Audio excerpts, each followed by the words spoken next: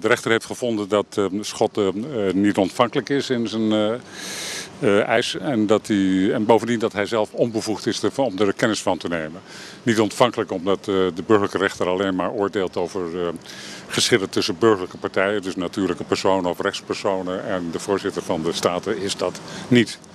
Blijft de vraag wat hij wel is dan natuurlijk. En hij verklaart zichzelf niet bevoegd. En ik laat ik er geen oordeel over geven. Omdat op grond van de scheiding der machten geldt dat de staten hun eigen regels handhaven.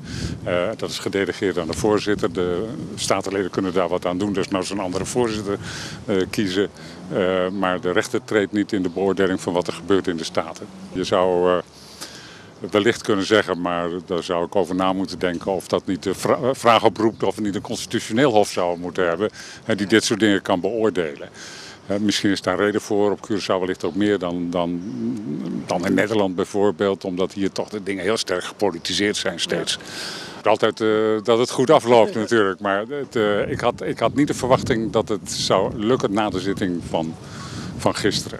Nee, we hebben ook besloten om dit beroep in te stellen naar aanleiding van een uitspraak van de rechter in 1997, geloof ik, in een kwestie tussen de toenmalige gezaghebber, de heer Betrian, en Anthony Codet.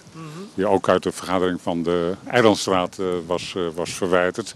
En dat voor 2 jaar. Niet voor 2 jaar, voor 2 vergaderingen. Dat kon onder gelding van de ERNA, die bestaat niet meer. En de Eilandstraat is ook wat anders dan de Staten.